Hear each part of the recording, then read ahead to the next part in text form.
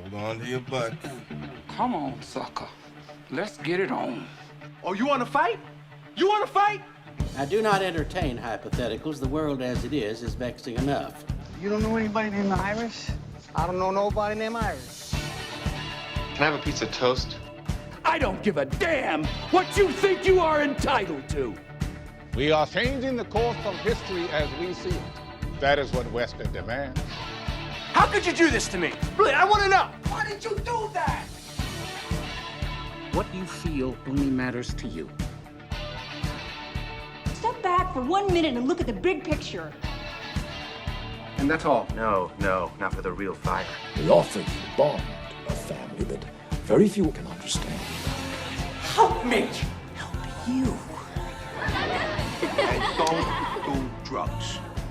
Or Whatever Movies with Wesley and Iris. What up, and welcome to Or Whatever Movies. I'm your co-host Iris, and I'm here with our scumbag Wesley. I can do the Keanu Reeves who's not the scumbag. Nobody can do a Dennis Hopper, right? It's like, Wesley, huh? Today we are reviewing a movie from 1994. Say it with me, Speed. Speed, dude. I think that's what I texted you. Die Hard on a Bus. Now available on HBO Max. Spontaneously. But how long before it popped up for your streaming convenience have you watched Speed? How long has it been? It's been, I'm doing the math, 6 plus 26 years. Since so you saw it like right as it came out or right afterwards on video? Yes.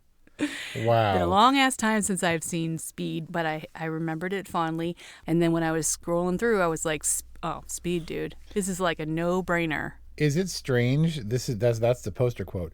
Is it strange that Speed somehow is not the brightest point on the Keanussance timeline? This is his beefy, burly, buzz cut movie.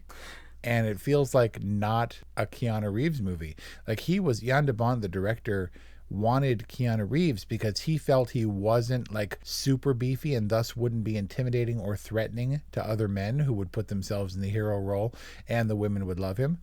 But he spent months in the gym getting all yoked and looks pretty much nothing like Point Break, which is the role that Jan de Bont saw that encouraged him to hire him. He looks pretty grown up. It seems like Johnny Utah left the FBI and then got a big boy job at the LAPD, changed his name to Jack, or assumed a new nickname. Became a big boy. Became a big boy.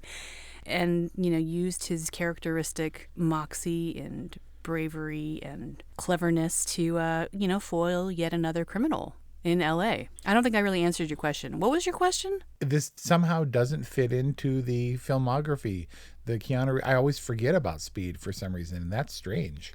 I mean, big movie to forget about. I don't know. I feel like this feels pretty in line. I mean, this is like Keanu Reeves as a movie star. Yeah, I honestly thought this was the highest he would ascend after he did, sort of arty roles and stuff. And after he was blasted for his role as Jonathan Harker in Bram Stoker's Dracula, then all of a sudden, a couple years later, Speed comes along and he's all beefy. And I thought this is his culmination. This is his transition to action star, and this is his sweet spot. All true.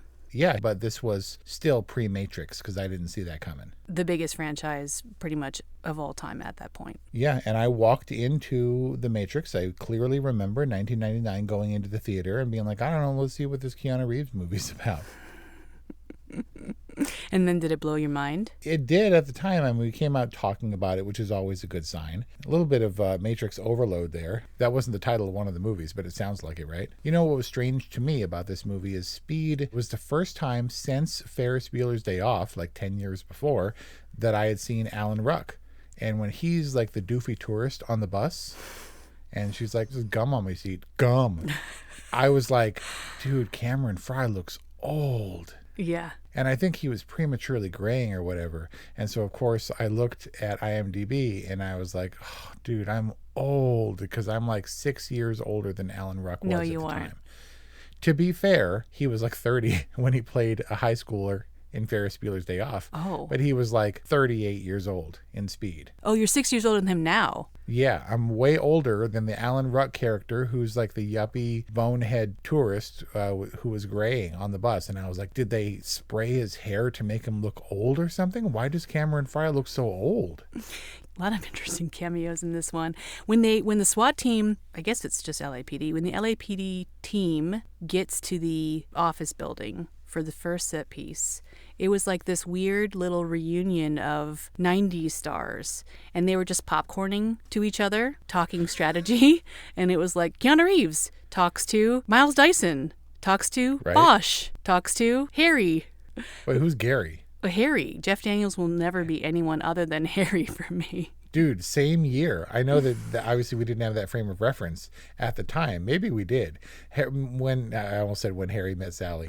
Dumb and Dumber was never my style, but that's because the sequel that didn't feature Jeff Daniels and Jim Carrey was called When Harry Met Lloyd. Dumber and Dumberer. Oh, man. But it was just like, it was all these people just showing up, and then Sandra Bullock's all fresh-faced, and Alan Ruck is there, and then the Gigantor character, who's about the same size as Keanu Reeves, ironically. Ortiz.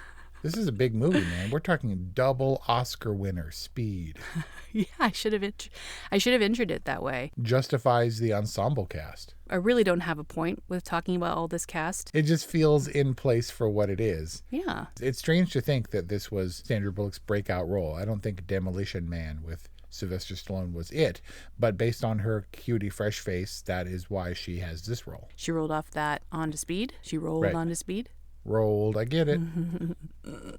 Now, that would have been me. I would have been the Wildcat if this had happened in real life, because I did save a driverless car at one point in my life, in real life. What? Yep. There was like a thing for a while where celebrities were heroes, and like Renee Zellweger, rescued somebody from a ditch, and like Harrison Ford. Tom Cruise rescued everybody. Like, even Harrison Ford swooped in with his helicopter and rescued stranded hikers off a mountaintop. Exactly. Remember when that was all the rage? Yes. When I become a celebrity because of or whatever movie's fame, they'll tell the story of when I rescued a driverless car on Candy Cane Lane one Christmas. I was caroling with my high school youth group, and this is before I had my license.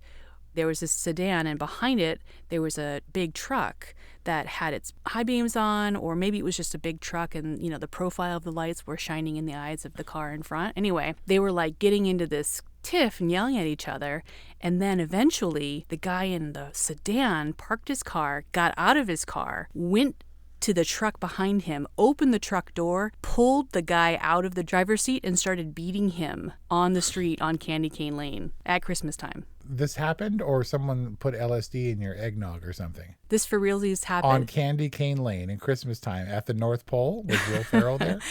And the car started rolling, the truck, where the dude got pulled out. And I literally, for realsies, jumped in the car. It was a manual transmission. I didn't know how to drive. And I steered it off to the side, and I put on the brake, and I parked it.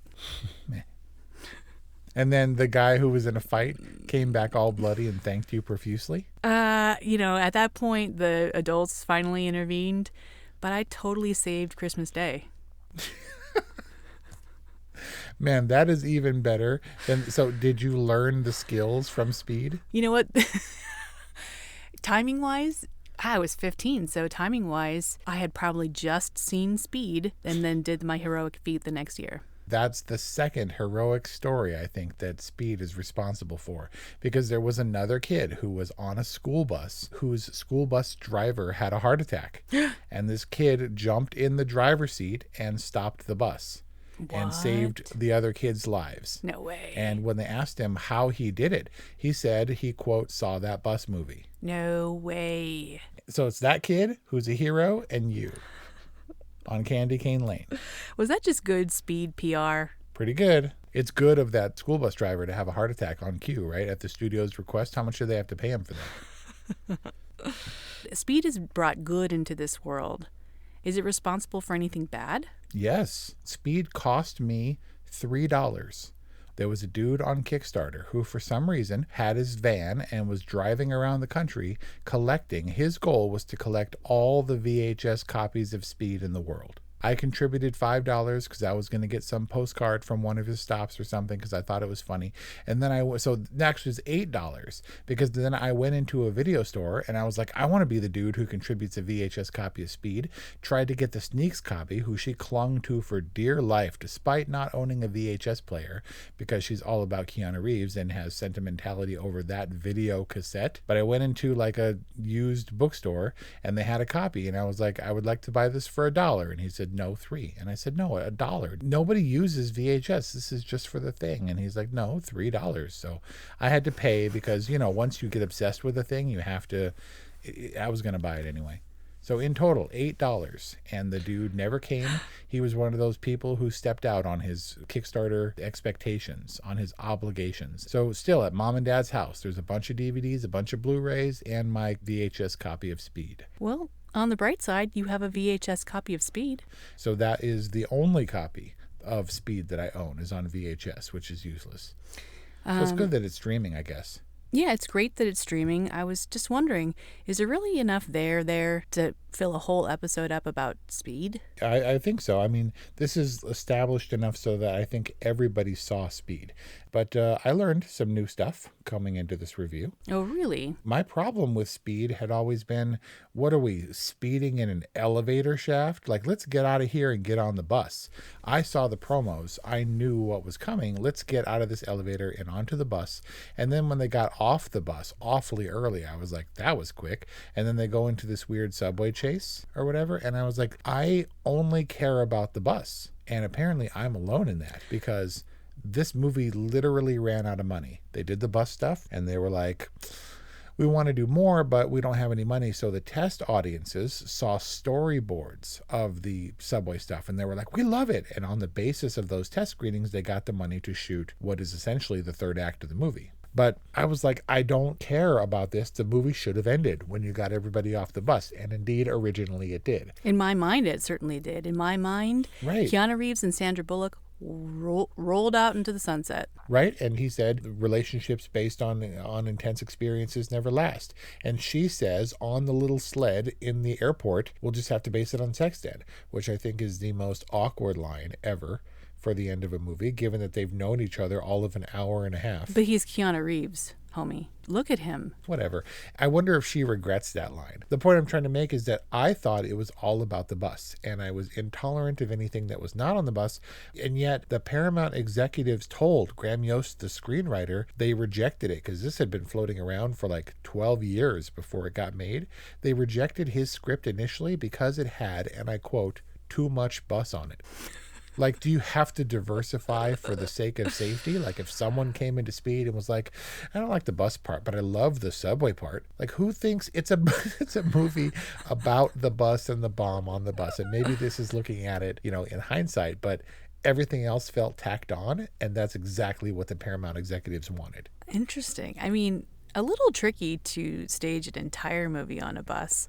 I did, what do you call them? Shameless plugs? I have a lot of shameless plugs for this episode, but I did shoot a movie on a bus called Bus Love, and it's very difficult and very taxing, and you're moving the entire time, and you're dealing with traffic, and it does seem really, really unrealistic to set a movie on a bus in LA that has to maintain 50 miles per hour. There's no part of LA where a bus can maintain 50 miles per hour consistently. 105 or not. Yeah, the jump scene was adjacent to the most crowded and congested freeway in America. Yes, that's what I'm talking about. And that jump scene, whoa. This movie was exciting because this is right in our neighborhood. At most points in my life, I was driving these freeways every day. So here's a quiz for you because this to me is a quintessentially LA movie, and LA freeway movie specifically. Okay, you're at LAX. Hop on the 105 East. And then you get on the 405 South until you get to the 110 North, and you go north for a little bit, and then you get on the 91 East. And you take the 91 East a ways until you get to the 5 South. Once you get off the 5 South, almost immediately you exit Ball Road. Where are you going? Disneyland. Everybody knows that in LA. And so you can almost track the progress of this bus, and you can see the interchange, and when they're going one way and then all of a sudden they're going the other way to LAX, you're like, wait a minute. And you know that they can't possibly make these turns. At 50 miles per hour? Yeah, it's like 18 miles per hour at that point at best.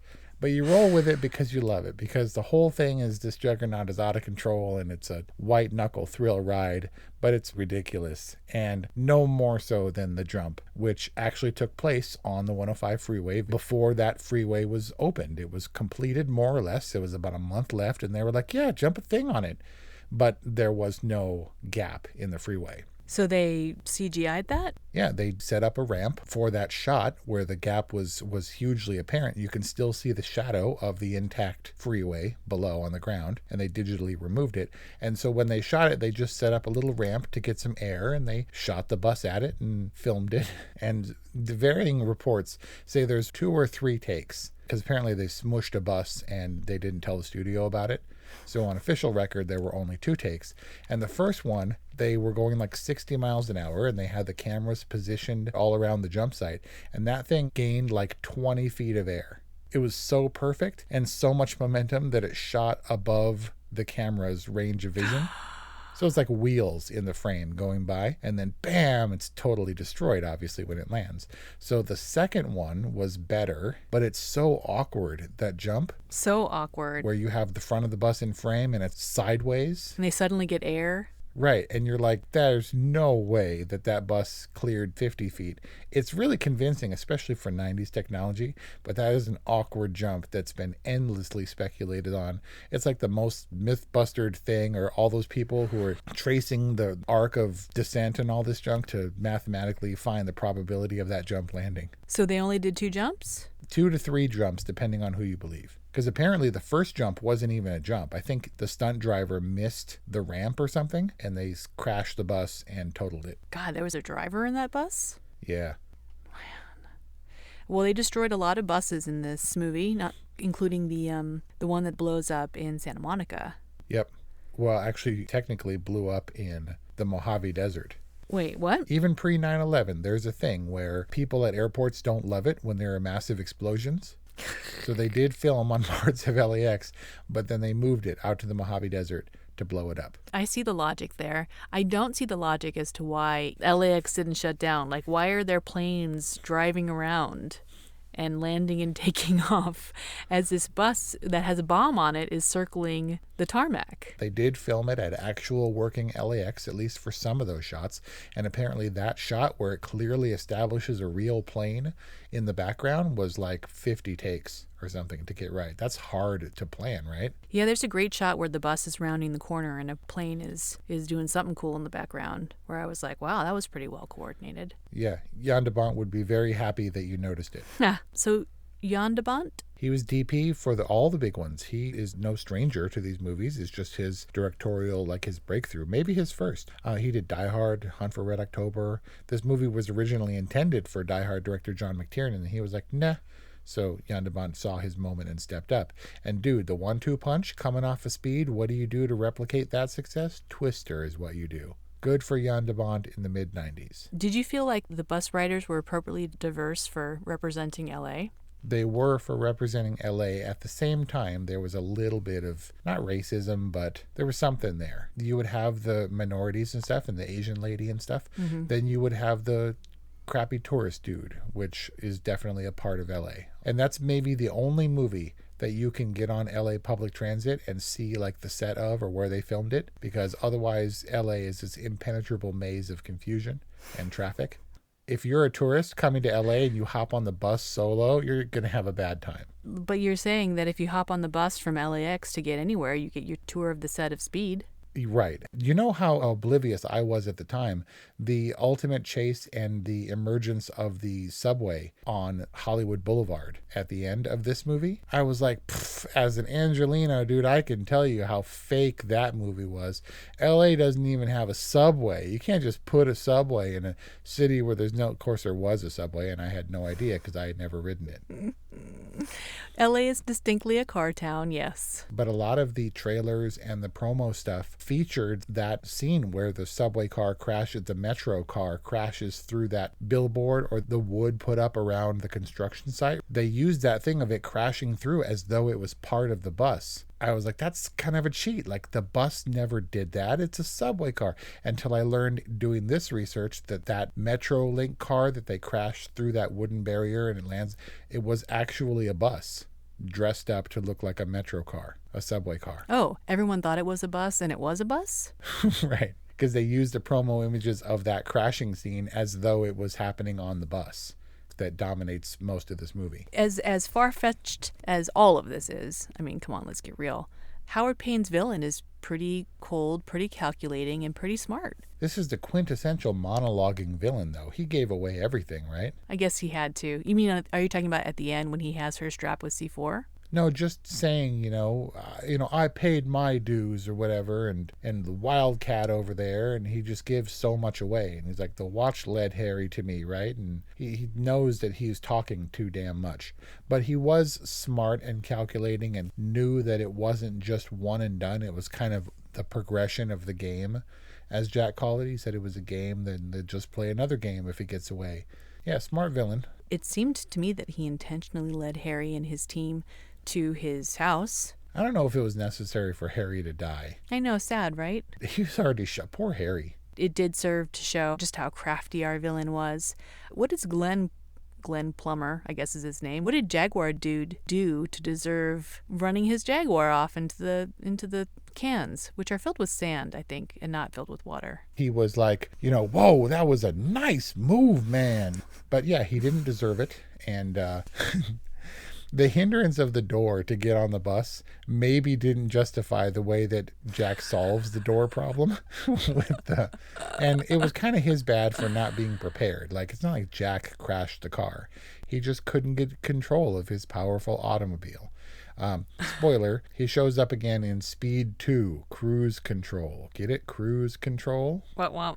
He's still successful, and after the trauma of being involved in the bus bomb incident of LA in 1994, he treats himself to a little vacation on a cruise ship.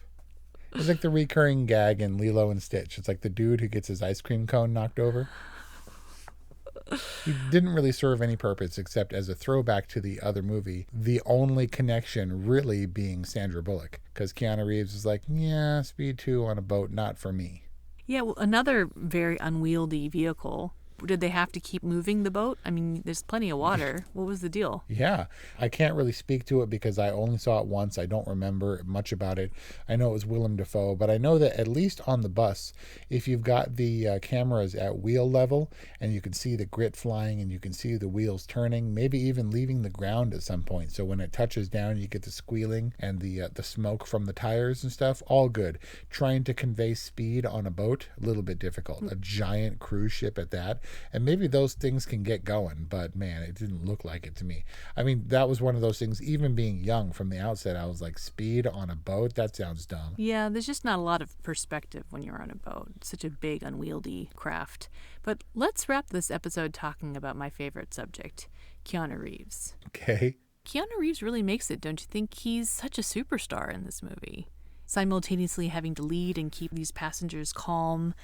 And he has this amazing stunt underneath the bus. Made for him, right? This role? I can't imagine another dude in it. And yet there were many, many dudes. Who?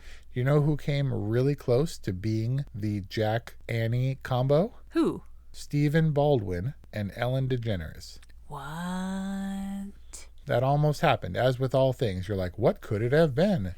And even Keanu Reeves was like, I'm not doing the Speed 2 cruise control thing. They were in another movie together called The Lake House, which is entirely tonally different. But it just was fortuitous that Sandra Bullock was destined to be a major star, which in her own right is a strange trajectory, like the unlikely romantic comedy star who became a major player kind of thing. I don't know that they necessarily work together for me. This movie is not dependent on their chemistry. Nor is this wrap-up dependent on their chemistry because we're only focusing on Keanu, right? Oh, well, I mean, that was my segue, but we can talk about other things. This is kind of blowing my mind because I watched, in my Keanussance, I watched an interview with him and Ellen, on the Ellen show, and Ellen's talking about how Sandy confessed for the first time, apparently, that she had a crush on Keanu Reeves when they were filming the movie. And I was like, duh, hello, who didn't have a crush on Keanu Reeves? But Ellen had Keanu on her show and was like, by the way, Sandy said she had a crush on you. And he was like, I had a crush on her too. And Ellen's like, ooh, and she's giddy. And she didn't mention at all that she was ever considered for the Sandra Bullock role. Yeah, she actually told Howard Stern she debunked it, or she said she was never approached. But apparently that's what they were originally floating, because Jan de Bont did kind of cast around for who he wanted. He wanted a fresh-faced, breakthrough-y kind of actress and someone who was not quite as established. But Keanu Reeves, when he was cast, apparently, there wasn't a female character because they didn't think that he would be able to carry it. Or maybe this role wasn't strong enough to be just a dude raging on a bus and trying to figure stuff out. So the Annie character was added later to have a vehicle for a female star, because it was meant to be a funnier, kind of lighter role. For an actress with some comedic timing. I'm not sure how much longer Keanu Reeves can sustain my Keanussance, but he really is a superstar, and I think you had mentioned in a previous episode that he has led kind of a tragic life in some ways and kind of a charmed life in other ways, and he's now dating an age-appropriate artist, and he lives quietly in LA and a totally free spirit about whom everyone has really nice things to say. One thing that Keanu Reeves is known for, particularly the nice guy stuff. I mean, there's the stories about him giving away money, secretly funding hospitals, secretly funding small business owners and all that stuff. But one reason that Me Too or anything similar never got him was because there's also a thing that suggests that Keanu Reeves never does the inappropriate thing ever. He's notorious for not touching people. The fans that come up to him and stuff, he'll pose for a picture and you can see his hand hovering over their shoulder or hovering, a few inches behind their waist, because he doesn't touch anybody. And all the speculation has been that it's because he doesn't want to get blamed for anything inappropriate. Maybe he's just a stand-up dude. By all accounts, a totally stand-up dude. Keanu Reeves in a Andy Warhol-like 4x4 painting is my current wallpaper from my computer, but my Keanussance I can see it's sunsetting, and Speed is a wonderful way to have topped it off. So thanks, Wes, for going on this journey with me. Yeah, is it a totally for you? When I got done watching Speed, a spontaneous viewing last Saturday night, I was so happy, and if totally was on my rating scale, I would totally give Speed a totally. That's the poster quote. If totally was on my rating scale, Speed would totally get a totally. We didn't talk about Dennis Hopper. We didn't talk about anything. It's all about Keanu Reeves and how beefcakey he was. Apparently, he was always the long-haired Keanu Reeves from Point Break that everybody knows and loves. And they were like, can you, for this one, you're an LA cop, can you get a respectable haircut? And he was like, yeah. And then shaved his head, and they were like, so they considered putting the whole film off to let him grow his hair back. No. But it worked out. But this is, like, aside from The Matrix, maybe his only shavy, heady role that I can bring to mind. In The Matrix, he's got hair. Yeah, until he doesn't. Until he wakes up in the pod with the goo. Right. So too much bus on it. That's so weird. I mean, you look at Speed, and as an adult, if this movie were to be released today, you'd be like, that's ridiculous. Like, you can't do that. And I had all those feelings at the time. It hit all the same beats for me, the same reservations I had, the same kind of annoyance that the bus ride ends altogether too early, that the elevator scene is extremely long. But I guess it all comes around. All those three components were still speeding along, but it seems like they're vignettes and the bus one is the only one that matters. And it's fun. I give Speed a solid all right. I actually started to watch it, not even in preparation for this review. For real? Because you go on HBO and you're like, Speed.